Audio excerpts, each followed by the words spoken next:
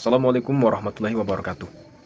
Sahabat semua, pernahkah kalian lihat orang yang bawa-bawa agama, tapi malah bikin orang lain takut? Atau orang yang ngebolehin semuanya, asalkan niatnya baik? Nah, hari ini kita bahas sesuatu yang penting banget buat kita. Khususnya pelajar, santri, guru, bahkan warga negara. Namanya moderasi beragama. Tenang, moderasi beragama bukan istilah politik, namun ini adalah akar daripada ajaran Islam itu sendiri.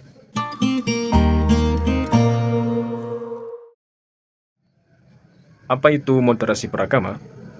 Moderasi itu artinya tengah-tengah, tidak berlebihan atau hulu, dan juga tidak taksir atau meremehkan. Allah Subhanahu wa taala berfirman dalam surat Al-Baqarah ayat 143, yaitu Bismillahirrahmanirrahim. Wa kadzalika ja'alnakum ummatan wasatan. Artinya, dan demikian pula kami telah menjadikan kamu umat pertengahan. Jadi Islam itu mengajarkan jalan tengah, tidak ekstrem kanan atau ekstrem kiri. Nah, Nabi Muhammad SAW juga bersabda, yaitu sebaik-baiknya perkara adalah yang pertengahan. Hadis riwayat Al-Baihaqi. Nah, artinya Islam mengajarkan kita agar tidak fanatik buta yang menganggap semua di luar kelompok kita itu salah, apalagi sampai mengkafirkan. Nauzubillahi min dzalik. Tapi juga jangan terlalu bebas sampai semuanya dianggap boleh.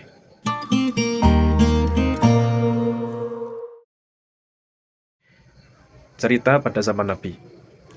Suatu hari ada 3 orang sahabat yang ingin beribadah secara ekstrim. Sahabat pertama, dia berkata, "Aku akan sholat malam terus, tidak akan tidur." Sahabat yang kedua, dia berkata, "Aku akan puasa terus, tidak akan berbuka."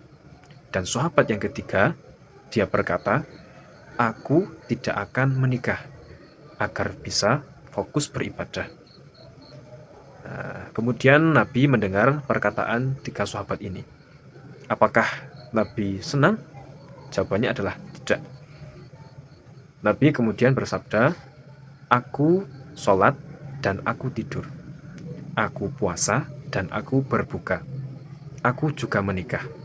Maka barang siapa yang tidak mengikuti sunnahku, maka dia bukan bagian dariku." Nah, ini adalah bukti bahwasanya Nabi Shallallahu Alaihi Wasallam mengajarkan kita untuk tidak terlalu ekstrim dalam beribadah. Karena Islam bukanlah sekedar ritual, tapi hidup seimbang antara ibadah, sosial, dan akhlak.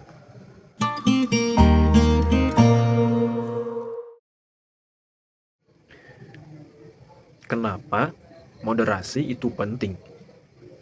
Bro, kita ini hidup di Indonesia, negara majemuk, beda suku, beda bahasa, beda agama, beda ormas, beda madhab, beda partai. Banyak deh.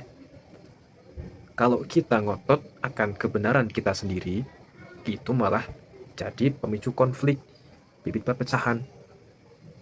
Nah, jadi kita harus moderasi beragama, jalan tengah, tidak terlalu ekstrim.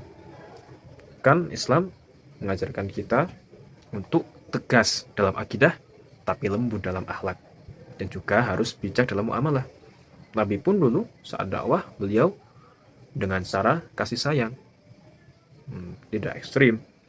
Bahkan ada yang menghina beliau pun beliau mendoakan akan kebaikan mereka. Nah, karena inti daripada Islam itu sendiri adalah rahmatan lil alamin.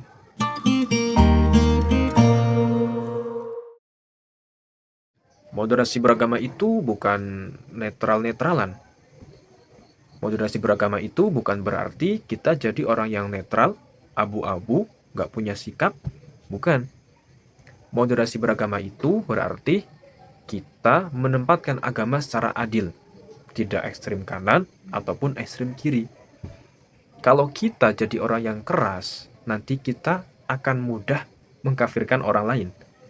Kalau kita terlalu longgar, nanti membiarkan kemungkaran atas nama toleransi. Ya.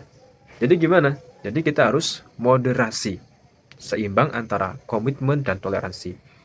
Kita tetap berkomitmen pada ajaran agama Islam, tapi kita menghargai toleransi. Menghargai perbedaan agama, ormas, budaya, adat, tapi kita tetap satu, yaitu Indonesia. Kita bukan Islam yang liberal, bukan juga Islam yang keras. Kita itu adalah Ahlus Sunnah wal Jamaah. Islam jalan tengah, Islam cinta damai.